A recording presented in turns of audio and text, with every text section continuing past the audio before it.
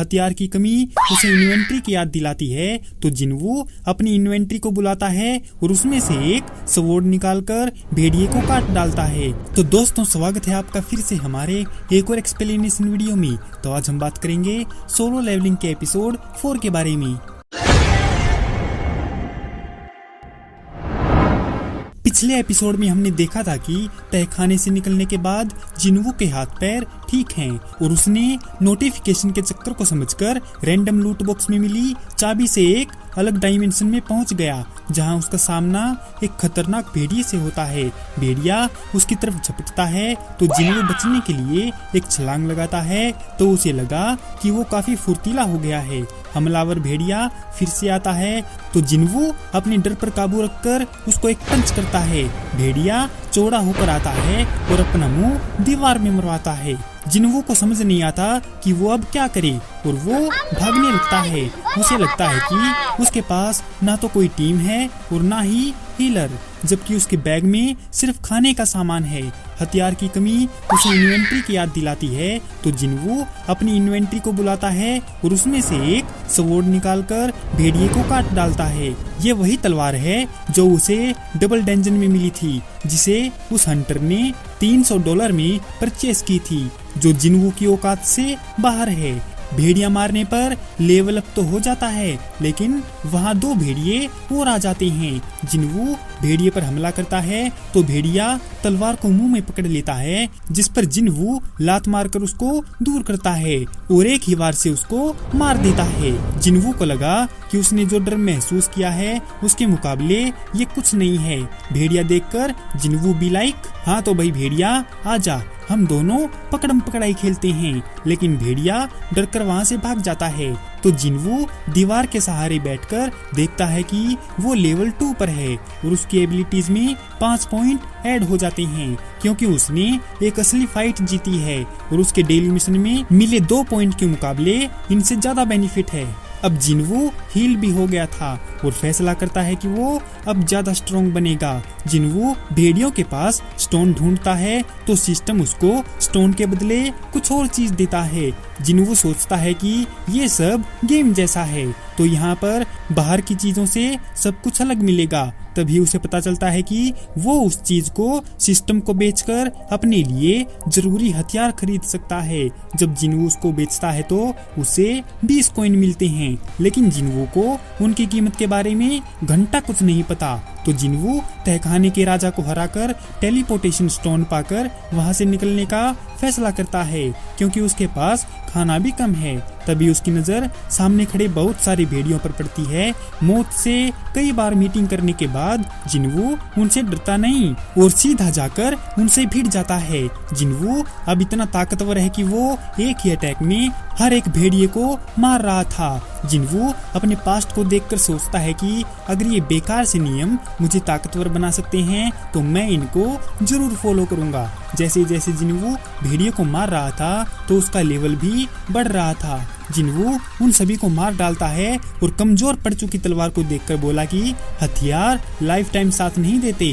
तभी नोटिफिकेशन खुलता है और उसे बताता है कि उसने सभी भेड़ियों को मारा है, इसीलिए उसे इनाम मिला है, जिसमें भेड़िए के 34 दांत, 2 खंजर, इनविजिबल कोट और साथ में एक टेलीपोर्टेशन स्टोन भी। इसके बाद जिन्वू वहां से जाने या ना जाने के बारे में सोचने लगता है। उसे ख्याल आता है कि उसके जाने पर इस तहखाने का क्या होगा। उसे इस जगह के बारे में कुछ अता पता नहीं है और क्या वो फिर कभी इतनी आसानी से ताकतवर बन पाएगा।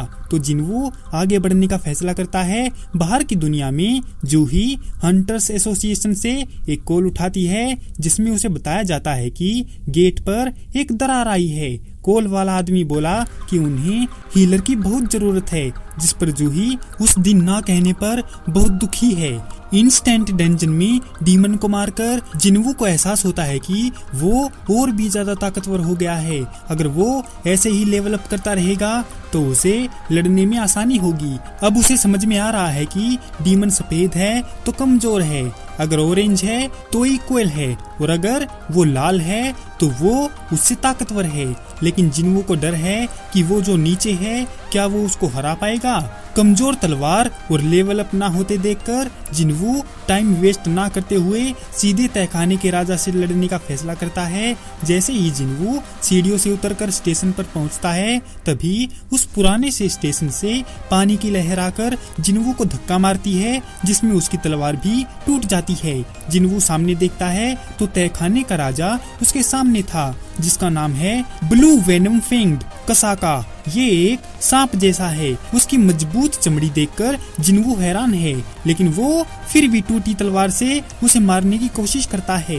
लेकिन उसकी स्पीड बहुत ज्यादा है तो जिन्वू को उसकी कोई कमजोरी ढूंढनी होगी। जिन्वू उससे बचने के लिए भागने लगता है और सांप उसके पीछे है। सांप अपनी पूंछ मारकर उसको पानी में गिराकर और फिर वापस से बाहर ले आता है। जिन्वू पर ट्रेन आकर गिरने वाली थी, जिससे वो बाल बाल बचता है। जिन्वू पुरानी बातों को याद करता है जब लोग उसका मजाक उड़ाकर सबसे कमजोर हंटर का नाम उसे दे रहे थे, जिस पर मिस्टर सोंग उसकी हौसला अफजाई करते हैं। जिन्वू टूटी तलवार को पकड़कर उसके सामने खड़ा हो जाता है, लेकिन सांप उस पर अटैक करके दीवार से टकरा देता है।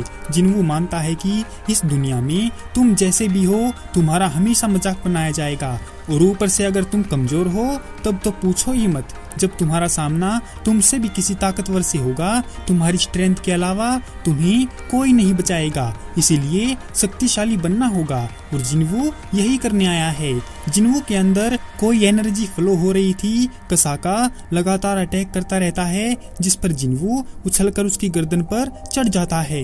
पहले तो वो अपने हाथ से उसके कवच को तोड़ता है। खुद के माथे पर लगी चोट को इग्नोर करते हुए जिन्वू पूरी ताकत लगाकर कसाका को हरा देता है। लेवल अप और पहले से ज्यादा ताकतवर महसूस करते हुए जिन्वू अपने हाथ में पकड़े उस खंजर को देखता है जो जहरीले सांप के दांतों से बना था। ये खंजर उस तलवार से 2 गुना ज्यादा ताकतवर है। जिन्वू को उस सांप का जहर भी मिलता है जो बहुत खतरनाक है। फाइट जीतने पर कसाका और तहखाना गायब हो जाते हैं और जिन्वू फिर से अपनी दुनिया में आ जाता है। जब वो स्टेशन से बाहर निकलता है तो उसे एक आर्मी ऑफिसर मिलता है जो उसे वहाँ खतरे की बात कहकर भाग जाने को बोलता है। जिन्वू के हंटर होने की बात सुनकर ऑफिसर उसे खतरे वाली जगह पर ले जाता है। तहखाने में आई दरार देखकर जिन्वू को लगा कि डीमन बाहर आ गए हैं। सिस्टम की दी हुई ताकत से जिन्वू सेंस करता है कि तहखाने का राजा बिल्डिंग के उस पार है। पुलिस वाले आम लोगों को उस राजा की फोटो लेने से रोकते हैं, जबकि डी रैंक के हंटर उसे हराने के लिए जद्दोजहद कर रहे हैं। जिन्वू देखता है कि ये जल्दबाजी में बनाई गई टीम है, इसीलिए ये कमजोर है।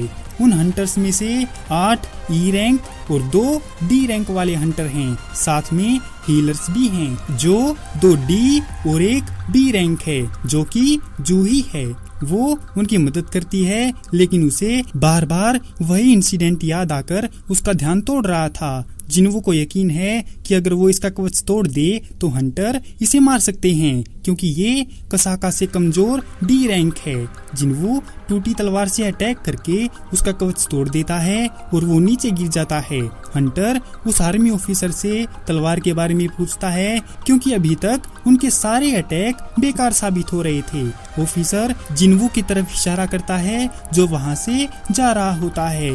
हंटर को एहसास हुआ कि क्या ये कोई बड़ी रैंक वाला हंटर था। इसकी ताकत बेमिसाल है। जिन्वू ये मानते हुए वहाँ से चला जाता है कि उसके अटैक करने से पहले ही राजा कमजोर हो चुका था। जूही जिन्वू को पहचान लेती है और उसे देखकर हक्की बक्की रह जाती है।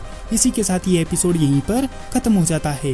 तो दोस्तों, कैसी लगी आपको सोलो लेवलिंग एपिसोड 4 की ये एक्सप्लेनेशन वीडियो? अगर आपको ये वीडियो पसंद आई हो तो इस वीडियो को लाइक और हमारी चैनल को सब्सक्राइब जरूर करें। आपका हमारी वीडियो देखने के लिए बहुत बहुत धन्यवाद और शुक्रिया।